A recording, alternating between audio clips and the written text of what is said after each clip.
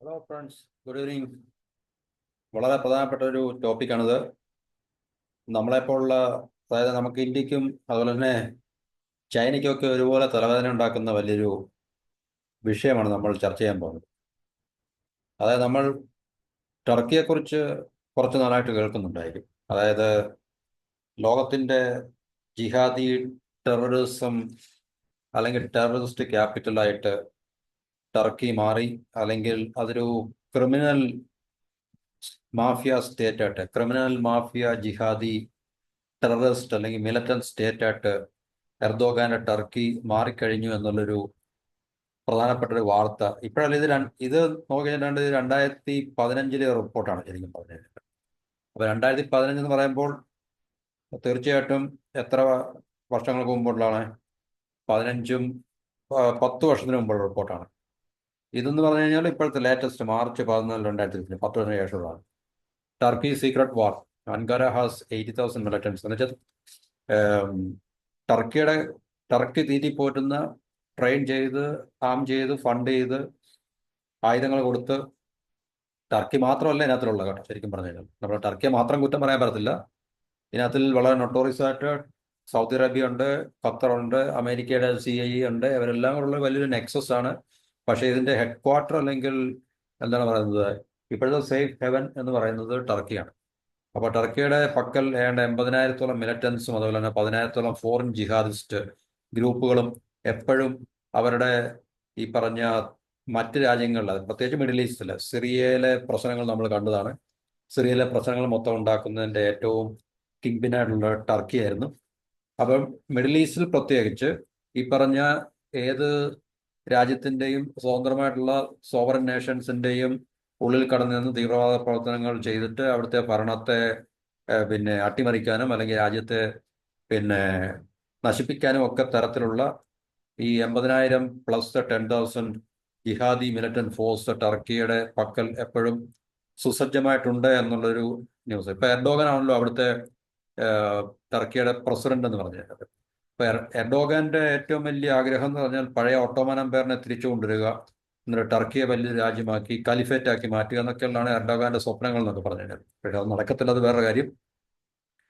അപ്പൊ ഇത് നമ്മൾ പറയുമ്പോൾ പാകിസ്ഥാൻ പണ്ട് ഇതേ അവസ്ഥയിൽ കൂടെ ആയിരുന്നു പോയിക്കൊണ്ടത്. കാരണം നമുക്കറിയാം പാകിസ്ഥാൻ കുറച്ച് നാളുകൾക്ക് മുമ്പ് തന്നെ, ഇപ്പൊ അല്പം ദാരിദ്ര്യാസം പിടിച്ച ഒരു രാജ്യമാണെങ്കിലും പിന്നെ മിലിറ്റൻസിന് കുറവൊന്നുമില്ല. കാരണം പാകിസ്ഥാൻ ഇപ്പോഴും ജിഹാദി മിലിറ്റൻസിന്റെ വിളനിലമാണ്, സേഫ് ഹെവൻസ് ആണ്. ഇപ്പോഴും പാകിസ്ഥാന്റെ ISI മിലിറ്ററി എല്ലാം അതിനെല്ലാം പ്രൊമോട്ട് ചെയ്യുകയും പിന്നെ എന്താണ് പറയുന്നത്, ഫണ്ട് ചെയ്യുകയും എൻകറേജ് ചെയ്യുകയൊക്കെ ചെയ്യുന്നുണ്ട്.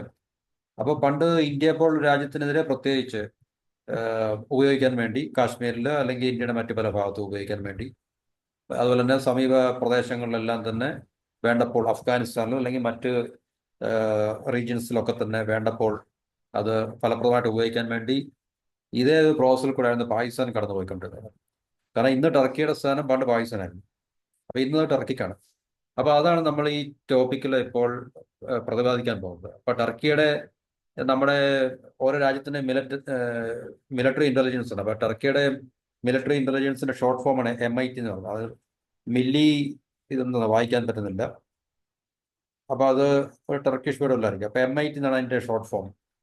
അപ്പം ആ MIT എന്ന് പറയുന്ന ഇന്റലിജൻസ് അപ്പൊ എർഡോഗാന്റെ നിയന്ത്രണത്തിലായിരിക്കുമല്ലോ തീർച്ചയായിട്ടും. അപ്പൊ അതാണ് ഇന്ന് ഏറ്റവും ISIകളിലെ ഏറ്റവും നൊട്ടോറിയസ് ആയിട്ടുള്ള ഒരു ഇന്റലിജൻസ് ഏജൻസിയായി മാറിക്കഴിഞ്ഞു എന്നുള്ളതാണ് നമുക്ക് ഇപ്പോൾ മനസ്സിലാക്കാൻ സാധിക്കുന്നത്.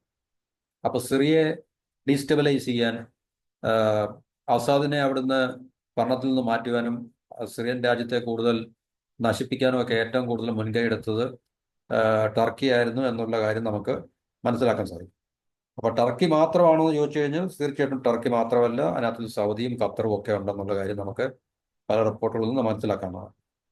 അപ്പൊ ഇവിടെ പറയുന്നത്, ശരിക്കും പറഞ്ഞത്, സിറിയയിലെ ഗവൺമെന്റിനെ പിന്നെ ഓവർത്രോ ചെയ്യുക അല്ലെങ്കിൽ അട്ടിമറിക്കുക, എന്നിട്ട് അസാദിനെ മാറ്റിയിട്ട് ടർക്കിയുടെ താല്പര്യപ്രകാരമുള്ള ഒരു ഭരണം, ജിഹാദി ഭരണം അവിടെ കൊണ്ടുവരിക എന്നുള്ളതാണ് എർഡോഗാന്റെ മുസ്ലിം ബ്രദർഹുഡിന്റെ സഹായത്തോടുകൂടി.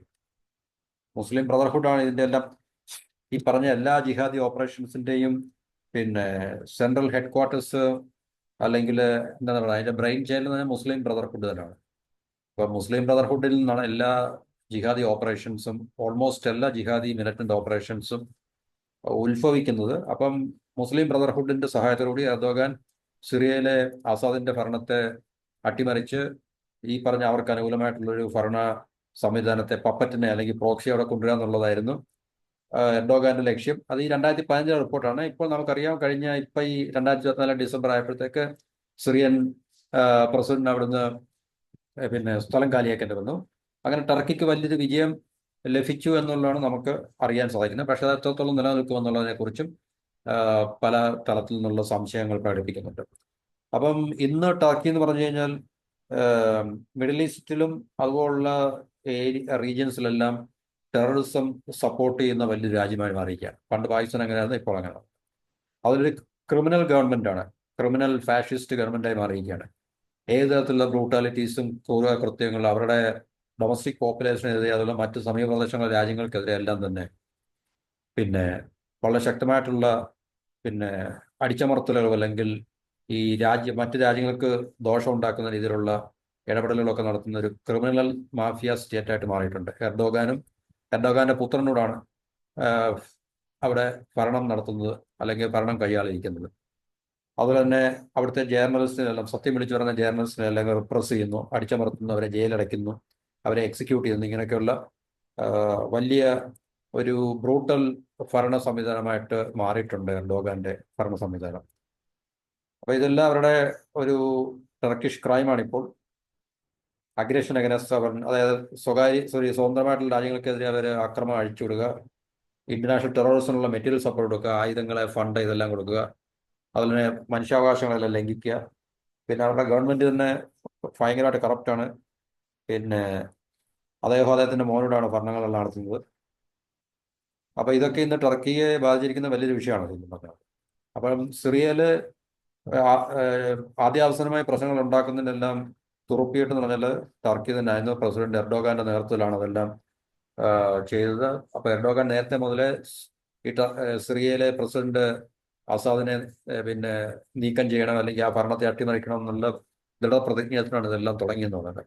അപ്പൊ ഇതിനകത്തില് ഈ ടർക്കിയുടെ റോള് എന്താണെന്ന് ചോദിച്ചു കഴിഞ്ഞാൽ, ടർക്കി മാത്രമാണെന്ന് ചോദിച്ചു കഴിഞ്ഞാൽ ടർക്കി മാത്രമല്ല, ഇത് സൗദിയുടെയും പിന്നെ എന്താണ് പറയുന്നത്, 2012 റോയിട്ടേഴ്സ് പിന്നെ റിപ്പോർട്ട് ചെയ്താണ് ഈ സൗദി അറേബ്യയുടെയും ഖത്തറിന്റെയും സഹായത്തോടു കൂടി സീക്രട്ട് ബേസസ് എല്ലാം സ്ഥാപിച്ചിട്ടുണ്ട് ഇവിടെ ടർക്കിക്കകത്തുള്ളത്. എന്തിനാ ഈ സിറിയൻ റബൽസിന് ട്രെയിൻ ചെയ്ത്, ആം ചെയ്ത്, ഫണ്ട് ചെയ്ത് സിറിയയും ടർക്കിയും തമ്മിൽ അതിർത്തി പങ്കിടുന്ന രാജ്യങ്ങളാണല്ലോ. ഏകദേശം 900 കിലോമീറ്റർ അതിർത്തിയുണ്ട് ടർക്കിയും സിറിയയും തമ്മിൽ. അപ്പോൾ ടർക്കിക്കകത്ത് തന്നെ അവരുടെ എല്ലാം പണ്ട് പാകിസ്ഥാൻ നമ്മുടെ കാശ്മീരിൽ എന്താണോ ചെയ്തത് അതുപോലെ തന്നെ അതിന് സമാനമായിട്ടുള്ള പ്രവർത്തനങ്ങൾ തന്നെ ടർക്കിക്കുള്ളിൽ. അതിനകത്തിൽ CI ഉണ്ട്. CI ആണ് ഇതിന്റെ എല്ലാം ശരിക്കും പറഞ്ഞാൽ മാസ്റ്റർ എന്ന് പറയുന്നത്. കാരണം ടർക്കി മാത്രമല്ല, ടർക്കി ഇതിനൊരു പാകിസ്ഥാനെ ഈ പടിഞ്ഞാറൻകാർ എങ്ങനെ ഇന്ത്യക്കെതിരെ ഉപയോഗിച്ചു, അതുപോലെ തന്നെ ടർക്കിയും പടിഞ്ഞാറൻ സംവിധാനം സിറിയക്കെതിരെ ഉപയോഗിക്കുന്നത് മാത്രമേ നമുക്ക് കാണാം. പക്ഷേ ടർക്കിയുടെ പേര് നമുക്ക് പുറത്ത് വരത്തുള്ള എപ്പോഴാണല്ലോ.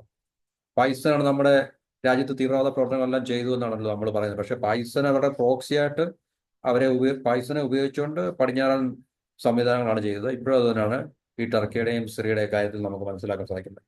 പക്ഷേ ടർക്കിക്കുള്ളിൽ നിന്നുകൊണ്ടാണ് ഈ പ്രവർത്തനങ്ങളെല്ലാം തന്നെ നിയന്ത്രിക്കുകയും മിലിറ്ററി അവർക്ക് ട്രെയിനിങ് കൊടുക്കുകയും ആയുധങ്ങൾ കൊടുക്കുകയും പിന്നെ എല്ലാ തരത്തിലുള്ള പിന്നെ സഹായങ്ങൾ കൊടുത്തിട്ട് അവരെ ഈ റബൽസിനെ എല്ലാം സിറിയയിലേക്ക്, തീവ്രവാദികളെല്ലാം ഐസിസിനെയും അല്ലെങ്കിൽ അതുപോലുള്ള ഡെയ്ഷിനെയൊക്കെ ഉണ്ടാക്കിയിട്ട് സിറിയയിലേക്ക് കടത്തിവിടുന്ന ടർക്കിയിൽ കൂടെ ഉണ്ട്. അപ്പൊ ടർക്കി സൗദിയുടെ ഖത്തറിന്റെ ഒക്കെ ഫണ്ടിങ്, അതുപോലെ തന്നെ ആംസ്, പിന്നെ അതുപോലുള്ള കാര്യങ്ങളൊക്കെ തന്നെ എല്ലാം കോർഡിനേറ്റ് ചെയ്ത്, അതായത് മില്യൺസ് ഓഫ് ഡോളേഴ്സിന്റെ ഈ പണം ഇടപാടുകൾ നടത്തി. അതുപോലെ തന്നെ വെപ്പൺസ്. അപ്പം ആസാദിനെതിരെ ഫൈറ്റ് ചെയ്ത് ആർക്കും ഈ വെപ്പൺസും പണമെല്ലാം ഫ്രീ ആയിട്ട് കൊടുക്കും എന്നുള്ളൊരു രീതിയായിരുന്നു നിലനിന്നിരുന്നത്. അപ്പൊ അത് സൗദി ഉണ്ടതിനകത്തില്, ഖത്തർ ഉണ്ടതിനകത്തില്. അപ്പൊ അവരെല്ലാം ഒരുമിച്ച് ചെയ്യുന്നുള്ള നെക്സസ് അല്ലെങ്കിൽ റാക്കറ്റിന്റെ ഫലമായിട്ടാണ് ഈ പറഞ്ഞ സിറിയയിലെ യുദ്ധങ്ങൾ, സിവിൽ വാർ നമ്മൾ കണ്ടുകൊണ്ടിരുന്നത്. അപ്പൊ അതിന്റെ ശരിക്കും പറഞ്ഞു കഴിഞ്ഞാൽ ടർക്കിയാണ് പ്രധാനപ്പെട്ട റോള്, എർഡോഗനാണ് അതിന്റെ പ്രധാനപ്പെട്ട റോള് വഹിച്ചത് എന്നുള്ളതാണ് നമുക്ക് മനസ്സിലാക്കാൻ സാധിക്കുന്നത്. അപ്പൊ ജിഹാദി നെറ്റ്വർക്ക് ഇതൊരു വലിയൊരു ഗ്ലോബൽ ത്രെട്ടായിട്ട് മാറിയിരിക്കുകയാണ്. അപ്പൊ നമ്മളെപ്പോലുള്ള രാജ്യത്തിനും വളരെ അത് ശരിക്കും പറഞ്ഞാൽ നമ്മൾ സൂക്ഷ്മതയോടുകൂടെ കൈകാര്യം ചെയ്യേണ്ട കാര്യമാണ്. കാരണം ഈ ജിഹാദിന്റെ പ്രവർത്തനങ്ങൾ എന്ന് പറഞ്ഞാൽ ഒരു രാജ്യത്തെ അവരുടെ പണി കഴിയുമ്പോൾ അത് മറ്റേതെങ്കിലും റീജിയനിലേക്ക് അവരതിനെ എക്സ്പോർട്ട് ചെയ്യുകയും ആ രാജ്യത്ത് തീവ്രവാദ പ്രവർത്തനം നടത്തുകയും ഡീസ്റ്റെബിലൈസേഷൻ നടത്തുകയും ചെയ്യുകയാണ് നമ്മൾ സാറിന് കാണുന്നത്. ഉദാഹരണത്തിന് പണ്ട് അഫ്ഗാനിസ്ഥാനിലേക്ക് സോവിയറ്റ് യൂണിയൻ വന്നപ്പോൾ മുജാഹിദിനെ ഉപയോഗിച്ചിട്ട് സോവിയറ്റ് യൂണിയനെതിരെ ഫൈറ്റ് ചെയ്ത് സോവിയറ്റ് യൂണിയൻ അവിടുന്ന് പിൻവാങ്ങിപ്പോയപ്പോൾ ഈ മുജാഹിദിനൊക്കെ പണിയില്ലായിരുന്ന സമയത്ത് പിന്നീട് ഈ മുജാഹിദിനെയൊക്കെ പിന്നെ കാശ്മീരിലേക്ക് പറഞ്ഞു വിടുകയാണ് തീവ്രവാദ പ്രവർത്തനങ്ങൾക്ക് വേണ്ടി. അപ്പം നമ്മൾ കേട്ട് കഴിഞ്ഞു സിറിയയിലെ ഈ പറഞ്ഞ ചൈനയുടെ ഉയ്ഗൂർ മുസ്ലിംസ് തീവ്രവാദ സംഘടനകൾ സിറിയയിലെ പണി കഴിഞ്ഞപ്പോൾ ഇനി ഞങ്ങൾ ചൈനയിലേക്ക് വരുന്നുണ്ടെന്നുള്ളൊരു വാണിംഗ് ഒക്കെ ചൈനയ്ക്ക് കൊടുത്തു. അപ്പം ഒരു പ്രദേശത്തെ പണി കഴിയുമ്പോൾ അടുത്ത പ്രദേശത്തേക്ക് പോവുക അല്ലെങ്കിൽ ഉപയോഗിക്കുക എന്നുള്ളതാണ് ജിഹാദി പിന്നെ ടെറർ നെറ്റ്വർക്കിന്റെ അതിനെ കൺട്രോൾ ചെയ്യുന്ന മാസ്റ്റേഴ്സിന്റെ ഒരു ഗ്ലോബൽ അല്ലെങ്കിൽ ജിയോ പൊളിറ്റിക്കൽ ലക്ഷ്യം എന്ന് പറഞ്ഞു കഴിഞ്ഞാൽ. അപ്പൊ അത് തന്നെയാണ് ഇപ്പൊ ഈ 80,000-ഓളം വരുന്ന പിന്നെ മിലിറ്റൻസും അതുപോലെ 10,000-ഓളം വരുന്ന ഫോറിൻ ജിഹാദിസും ഇതെല്ലാം ഫോറിനേഴ്സ് ആണ്. കാരണം ഒരു രാജ്യത്തു നിന്നുള്ളല്ലോ ശരിക്കും പറഞ്ഞാൽ അവിടെ നിന്നെല്ലാം കളക്ട് ചെയ്തിട്ടാണ് ഈ ഒരു രാജ്യത്ത് കൊണ്ടുവന്നിട്ട് അവരെ ട്രെയിൻ ചെയ്യുന്നതും അവർക്ക് ആയുധങ്ങൾ പരിശീലനം കൊടുക്കുന്നതും ഒക്കെ തന്നെ. എന്നിട്ട് ഏത് രാജ്യത്താണോ ഈ പിന്നെ സിവിൽ വാർ നടത്തുന്നത് ആ രാജ്യത്തേക്ക് പറഞ്ഞു വിടുക എന്നുള്ളതാണ് നമുക്ക് കാണാൻ കഴിയുന്ന ഒരു ഗ്ലോബൽ പാറ്റേൺ അല്ലെങ്കിൽ ട്രെൻഡ് എന്നൊക്കെ പറഞ്ഞത്. അപ്പൊ ഇത് ഈ പറഞ്ഞ ടർക്കിയുടെ ഇന്റലിജൻസ് നൊട്ടോറിസറിലെ MIT എന്ന് പറഞ്ഞ ഇന്റലിജൻസ് ആണ് ഈ പറഞ്ഞ സിറിയയിൽ ആസാദിനെതിരെ ആരെല്ലാം ഫൈറ്റ് ചെയ്തിട്ടുണ്ടെന്നോ അവർക്കെല്ലാം പിന്നെ ലോജിസ്റ്റിക്കൽ സപ്പോർട്ടും മെറ്റീരിയൽ ആയിട്ടുള്ള അതായത് പണവും ആയുധങ്ങളും ട്രെയിനിങ്ങും എല്ലാം കൊടുത്ത് അതിനെ പിന്നെ സ്ട്രക്ചർ ചെയ്തിട്ട് ടർക്കിയുടെ ഇന്റലിജൻസ് ആണ് എന്നാണ് നമുക്ക് മനസ്സിലാക്കാൻ സാധിക്കുന്നത്. അപ്പൊ ആ ഇന്റലിജൻസിനെ കൺട്രോൾ ചെയ്യുന്നത് തീർച്ചയായിട്ടും ആരാണ്? എർഡോഗാനാണ്. അപ്പൊ എർഡോഗാന്റെ നേതൃത്വത്തിലാണ് ഈ പറഞ്ഞ പ്രവർത്തനങ്ങളെല്ലാം ഉണ്ടാക്കിയത്. അപ്പൊ അവരെ പിന്നെ ട്രെയിൻ ചെയ്തതും കോമ്പാക്ട് ടാക്ടിക്സ് എന്ന് പറയും, എക്സ്പ്ലോസീവ്സ്, പിന്നെ അതുപോലെ ഇൻഫിൽട്രേഷൻ, അങ്ങനെ നുഴഞ്ഞ് മറ്റു രാജ്യത്തേക്ക് അതിർത്തിയിൽ കൂടെ നുഴഞ്ഞു കയറാം, സബോട്ടാഷ്, അട്ടിമറികൾ. അപ്പം വ്യത്യസ്തമായിട്ടുള്ള രീതിയിൽ എല്ലാ രീതിയിലുള്ള ഹാർഡായിട്ടുള്ള ട്രെയിനിങ് കൊടുത്ത ഈ പറഞ്ഞ പിന്നെ മിലിറ്റൻസ് ശരിക്കും പറഞ്ഞു കഴിഞ്ഞാൽ അവരൊരു നമ്മുടെ മറ്റുള്ള രാജ്യങ്ങളുടെ സമാധാനത്തിന് അല്ലെങ്കിൽ മറ്റുള്ള രാജ്യങ്ങളുടെ സ്റ്റെബിലിറ്റിക്ക് വലിയ ത്രെട്ടായിട്ട് കാരണം നമ്മൾ പാകിസ്ഥാന്റെ വിഷയങ്ങൾ കണ്ടാണ് അതേ പാറ്റേൺ അതേ ട്രെൻഡ് തന്നെയാണ് ഇപ്പോൾ ടർക്കി തുടരുന്നു എന്നുള്ളത് യാതൊരു സംശയമില്ല. അപ്പൊ പിന്നീട് ടർക്കിയുടെ അവസ്ഥകൾ എന്താകും എന്നുള്ള കാര്യം നമുക്ക് പാകിസ്ഥാൻ എന്നുള്ള രാജ്യത്തെ കുറിച്ച് നമുക്ക് പഠിച്ച് മനസ്സിലാക്കിയാൽ നമുക്ക് ഒരുപക്ഷെ അനുമാനിക്കാൻ നമുക്ക് അസ്യൂം ചെയ്യാവുന്നതാണ്. അങ്ങനെ സംഭവിക്കണമെന്നില്ല, പക്ഷേ അങ്ങനെയുള്ള രാജ്യങ്ങളെല്ലാം തന്നെ കടുത്ത വില പിന്നീട് കൊടുക്കേണ്ടി വരും അല്ലെങ്കിൽ കൊടുക്കുന്നതായിട്ടാണ് നമുക്ക് കാണാൻ സാധിക്കുന്നത്. അപ്പൊ ടർക്കിയുടെ ഫോറിൻ മിനിസ്റ്റർ പോലും ഇത് സമ്മതിച്ചിട്ടുണ്ട്. ഏതായത് ടർക്കിയുടെ കയ്യിൽ അല്ലെങ്കിൽ ടർക്കി 80,000-ഓളം വരുന്ന ആംഡ് മിലിറ്റൻസിനെ തീറ്റിപ്പോറ്റുന്നുണ്ട് എന്നുള്ളത് ടർക്കിയുടെ ഫോറിൻ മിനിസ്റ്റർ പോലും ജനുവരി 25 സമ്മതിച്ചിട്ടുള്ളതാണ് ഒരു ഇന്റർവ്യൂല്. എന്താണ് ടർക്കിഷ് ഫോറിൻ മിനിസ്റ്ററുടെ പേര് ഹക്കാൻ ഫിഡാൻ എന്ന് പറഞ്ഞാണ്. പുള്ളി അബദ്ധത്തിൽ തന്നെ പറഞ്ഞാണെന്നാണ് പറയുന്നത്. അബദ്ധത്തിൽ ആരും പറയാറില്ല, പക്ഷേ 80,000-ഓളം വരുന്ന ആംഡ് മിലിറ്റൻസും 10,000-ഓളം വരുന്ന ജിഹാദി മിലിറ്റൻസും എല്ലാം ടർക്കിയുടെ പക്കലുണ്ട്. അപ്പൊ ഏത് രാജ്യത്തിനെതിരെയും ഈവൻ സൗദിക്കെതിരെ പോലും അവർക്ക് വേണ്ടി വന്നാൽ അത് ഉപയോഗിക്കാൻ സാധിക്കും എന്നുള്ളതിന്റെ കാരണം ടർക്കിയുടെ ഇന്നത്തെ ഏറ്റവും വലിയ ആഗ്രഹം എന്ന് പറഞ്ഞാൽ മിഡിൽ ഈസ്റ്റില് മിഡിൽ ഈസ്റ്റ് റീജിയനിലെ ഏറ്റവും വലിയ ശക്തിയായി മാറുക എന്നുള്ളതാണ്, ഏറ്റവും വലിയ രാജാവായി മാറുക എന്നുള്ളതാണ് എർഡോഗാന്റെ ലക്ഷ്യം. അപ്പോൾ അത് എത്രത്തോളം ഫലവത്താകും എന്നുള്ളതിനെ കുറിച്ച് നമുക്കറിയത്തില്ല. കാരണം ഇങ്ങനെയുള്ള രാജ്യങ്ങളുടെയും നേതാക്കളുടെയൊക്കെ അവസ്ഥ കുറെ നാൾ നിലനിൽക്കും, അത് കഴിഞ്ഞ് പിന്നെ അത് ഷൂ. അതുപോലെ തന്നെ ആയിരിക്കാം ടർക്കിയുടെ അവസ്ഥ. ടർക്കി ഇപ്പം കടുത്ത സാമ്പത്തിക പ്രതിസന്ധികളിൽ കൂടെ പോകുന്നുണ്ട്. അവിടെ അകത്ത് തന്നെ പല പ്രതിഷേധങ്ങളും ഒക്കെ തന്നെ നമ്മൾ കാണുന്നുണ്ട്. ഇതൊക്കെ തന്നെ നമുക്ക് ഒരു സൂചനയായിട്ട് എടുക്കാമെങ്കിൽ ടർക്കി എന്ന് പറയുന്ന രാജ്യത്തിന്റെ അല്ലെങ്കിൽ പോലും എർദോഗാൻ എന്ന് പറയുന്ന നേതാവിന്റെയും അദ്ദേഹം നേതൃത്വം കൊടുക്കുന്ന ഭരണകൂടത്തിന്റെയും പിന്നെ ഭാവി എന്താകും എന്നുള്ളതിനെ കുറിച്ച് നമുക്ക് ഒരു ചെറിയ സൂചന ലഭിക്കുന്നത്. അപ്പം ടർക്കിയുടെ ഇന്റലിജൻസ് ISI പോലെ തന്നെയുള്ള MIT ഇന്ന് MIT ആണ് അതൊരു ഷാഡോ ഗവൺമെന്റ് ആയിട്ട് തന്നെ ഒരു ഡീപ് സ്റ്റേറ്റ് എന്ന രീതിയിൽ തന്നെ ഡീപ് സ്റ്റേറ്റ് ആണ്. കാരണം കോൺസ്റ്റിറ്റ്യൂഷൻ ഒക്കെ കാണും, കോൺസ്റ്റിറ്റ്യൂഷനും അപ്പുറമായിട്ട് അതിനെല്ലാം ലംഘിച്ചുകൊണ്ടുള്ള പിന്നെ രീതിയിലായിരിക്കും ഇതുപോലുള്ള ഇപ്പൊ പാകിസ്ഥാനിൽ ISI എങ്ങനെയാണ് പ്രവർത്തിക്കുന്നത് അതുപോലെ തന്നെയാണ് MIT എന്ന് പറയുന്ന ഈ പറഞ്ഞ ഇന്റലിജൻസ് അവരുടെ കാര്യങ്ങൾ കൈകാര്യം ചെയ്യുന്നത്. കാരണം ടർക്കിയുടെ ഫോറിൻ പോളിസി ഷേപ്പ് ചെയ്യുന്നതിലൊക്കെ ഇന്റലിജൻസ്, കാരണം നമ്മുടെ രാജ്യത്തൊന്നും അങ്ങനെയല്ല. കാരണം നമ്മുടെ രാജ്യത്ത് എന്ന് പറഞ്ഞു കഴിഞ്ഞാൽ ഇവിടെ ഒരു സിവിൽ ഗവൺമെന്റ് കൃത്യമായിട്ടുള്ളത് കൊണ്ട് ഒരു രീതിയിലുള്ള എന്താണ് പറയുന്നത് ഈ ഈ പറഞ്ഞ രാജ്യങ്ങളിലെ ഇന്റലിജൻസോ അല്ലെങ്കിൽ ഭരണ സംവിധാനങ്ങളോ ചെയ്യുന്ന പോലെ ഒരിക്കലും അവർ ചെയ്യാറില്ല. നമ്മുടെ രാജ്യത്തിന്റെ സുരക്ഷയെ ഡിഫെൻഡ് ചെയ്യുക എന്നുള്ള ഒറ്റ കാര്യങ്ങൾ മാത്രമേ ചെയ്യാറുള്ളൂ. അതിനപ്പുറത്ത് റോ ഒരു പ്രത്യേക സംവിധാനമായിട്ട് നിന്നിട്ട് ഗവൺമെന്റിനെ അനുസരിക്കാതെ അവർക്ക് ഇഷ്ടമുള്ള കാര്യങ്ങൾ ആ, അയൽ രാജ്യങ്ങളിൽ പോയി ചെയ്യുകയോ തീവ്രവാദ പ്രവർത്തനങ്ങളെ പ്രോത്സാഹിപ്പിക്കുകയോ ഒന്നും പ്രോ ചെയ്യുന്നില്ല. നമ്മുടെ രാജ്യത്തിനെ ഡിഫെൻഡ് ചെയ്യാൻ വേണ്ടി, നമ്മുടെ രാജ്യത്തിനെ പ്രൊട്ടക്ട് ചെയ്യാൻ വേണ്ടി മാത്രം സിവിൽ ഗവൺമെന്റിന്റെ നിർദ്ദേശം അനുസരിച്ച്, നമ്മുടെ ഭരണകൂടത്തിന്റെ നിർദ്ദേശം അനുസരിച്ച് മാത്രമേ ഇവിടുത്തെ ഇന്റലിജൻസും അല്ലെങ്കിൽ ഇൻസ്റ്റിറ്റ്യൂഷൻസ് ഒക്കെ വർക്ക് ചെയ്യാറുള്ളൂ. പക്ഷേ ടർക്കിയെ പോലെ, പാകിസ്ഥാനെ പോലെ അല്ലെങ്കിൽ അതുപോലുള്ള രാജ്യങ്ങളെ ഉള്ള സംവിധാനങ്ങൾ ഒന്നും ഇന്ത്യയിലില്ല. അല്ലെങ്കിൽ ഇന്ത്യയിലുള്ള സംവിധാനം പോലുള്ള ഈ പറഞ്ഞ രാജ്യങ്ങളിലുള്ളത്. അതുകൊണ്ട് ഈ പറഞ്ഞ രാജ്യങ്ങളിലേക്ക് സ്ഥിതി പിന്നീട് എന്താകും എന്നുള്ളത് നമുക്ക് കണ്ടറിയാം. അപ്പം ടർക്കിയുടെ ഒരു റീജിയണൽ സ്ട്രാറ്റജി എന്ന് പറഞ്ഞു കഴിഞ്ഞാൽ അവരുടെ ഏറ്റവും വലിയ ഫോക്കസ് സിറിയ തന്നെയായിരുന്നു. സിറിയയും ടർക്കിയും തമ്മിൽ ഏകദേശം 900 കിലോമീറ്റേഴ്സിന്റെ ബോർഡർ ഷെയർ ചെയ്യുന്നുണ്ട്.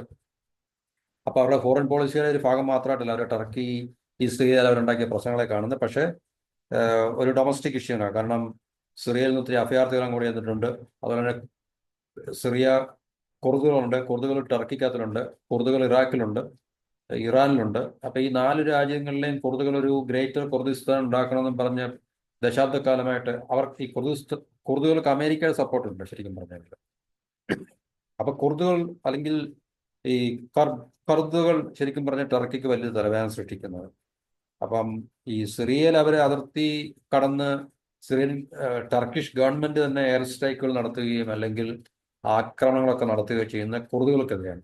അപ്പൊ ഈ കുർദിന്റെ വർദ്ധിച്ചു വരുന്ന ഇപ്പൊ ബലൂജികൾ പാകിസ്ഥാനെതിരെ എങ്ങനെ ഫൈറ്റ് ചെയ്യുന്നു, അതുപോലെ തന്നെയാണ് കുർദുകൾ നിലനിൽക്കുന്നത്. അവർക്ക് സ്വതന്ത്ര രാജ്യം വേണമെന്നുള്ളൊരു പിന്നെ കാഴ്ചപ്പാടിലോ അല്ലെങ്കിൽ അവകാശവാദമാണ് അവർ ഒത്തിരി നാൾ ഉന്നയിക്കുന്നത്.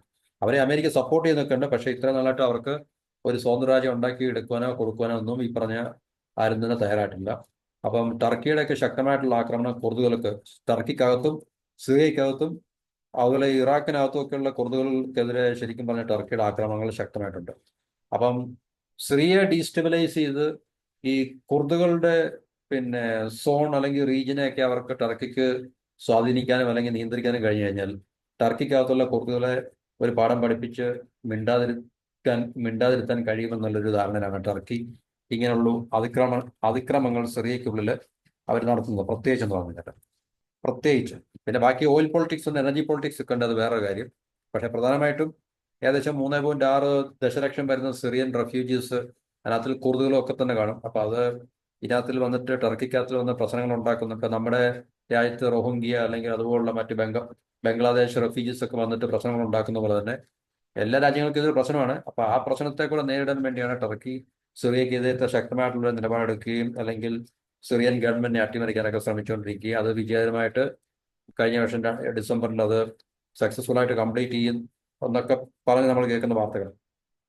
അപ്പൊ കുർദിന്റെ ലീഡേഴ്സിനെതിരെ ഇവര് സ്ഥിരമായിട്ടുള്ള ആക്രമണങ്ങൾ നടത്താറുണ്ടായിരുന്നു. അത് ശരിക്കും പറഞ്ഞു കഴിഞ്ഞാൽ അമേരിക്കയുടെ ഒരു സൗഹൃദപരമായിട്ടുള്ള ഒരു ഫാക്ഷനാണ് കുർദുകൾ എന്ന് പറയുന്നത്. അപ്പം അമേരിക്ക അതല്പം ഇറിറ്റേറ്റ് ചെയ്തിട്ടുണ്ടെന്ന് പറയുന്നുണ്ട്. കാരണം അമേരിക്കൻ ടർക്കിയും തമ്മിൽ നാറ്റോ മെമ്പേഴ്സ് ആണ്, അലൈസ് ആണ്. എന്നിരുന്നാൽ തന്നെയും ടർക്കി അതൊന്നും വകവയ്ക്കാതാണ് ഈ കുർദുകൾക്കെതിരെ അമേരിക്കയുടെ ഫ്രണ്ട്സ് ആയിട്ടുള്ള കുർദുകൾക്കെതിരെ ആക്രമണങ്ങൾ അഴിച്ചുവിടുന്നത് എന്നുള്ളൊരു യാഥാർത്ഥ്യം കൂടെ നമ്മൾ ഈ റിപ്പോർട്ടിൽ കൂടെ നമുക്ക് കാണാൻ സാധിക്കും.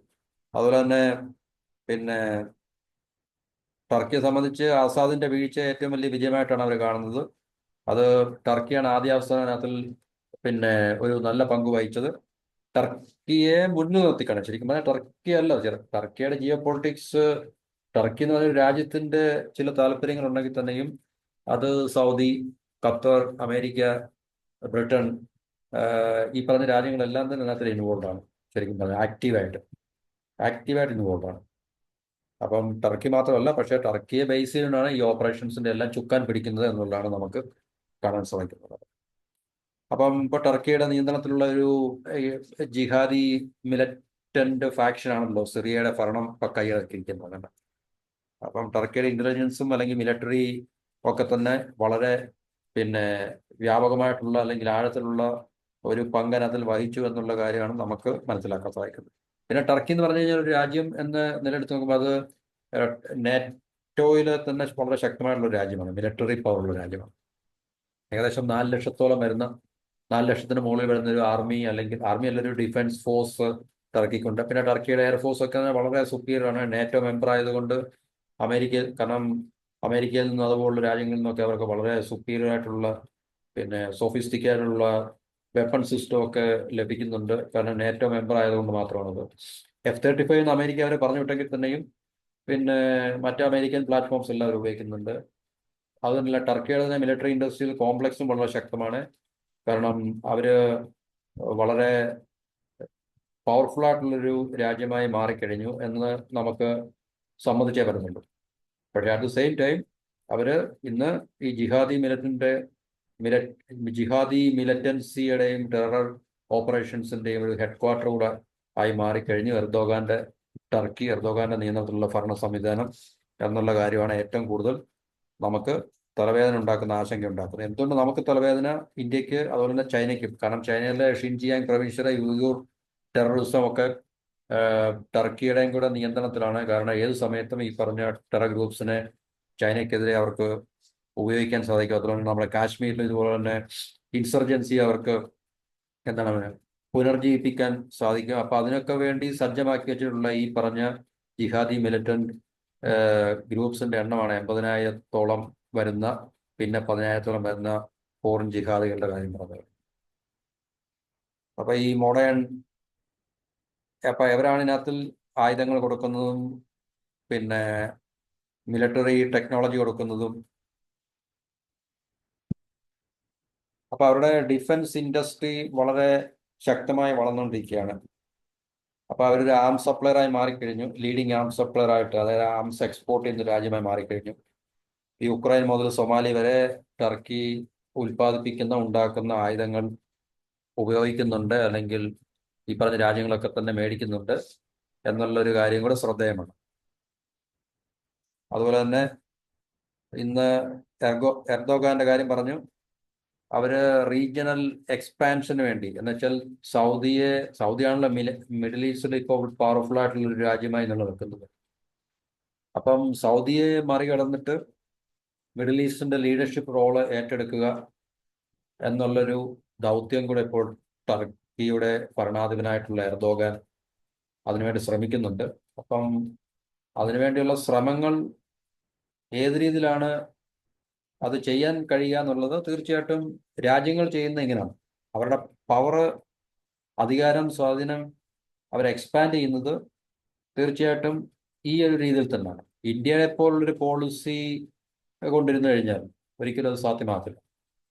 അപ്പം അയൽ രാജ്യങ്ങളിൽ പ്രശ്നം ഉണ്ടാക്കുക, അയൽ രാജ്യങ്ങളിൽ കടന്നാക്രമണം നടത്തുക, ജിഹാദി ഓപ്പറേഷൻസ് നടത്തുക, മിലിറ്റന്റ് ഓപ്പറേഷൻസ് നടത്തുക, അത് വെട്ടിപ്പിടിക്കുക, അവരുടെ സ്ഥലം കൈയടക്കുക, മറ്റുള്ള രാജ്യങ്ങളിൽ തീവ്രവാദ പ്രവർത്തനങ്ങൾ പ്രോത്സാഹിപ്പിക്കുക, അവരുടെ നിയന്ത്രണത്തിലുള്ള മിലിറ്റൻസിയെ സപ്പോർട്ട് ചെയ്യുക, ആയുധങ്ങൾ കൊടുക്കുക, ഇന്റലിജൻസ് കൊടുക്കുക, ഫണ്ട് കൊടുക്കുക, ഇതൊക്കെ തന്നെയാണ് ഒരു രാജ്യത്തിന് റീജിയനിൽ ഇന്നത്തെ മോഡേൺ വാർഫെയറിലാണ് ഞാൻ പറയുന്നത്, മോഡേൺ വാർഫെയർ.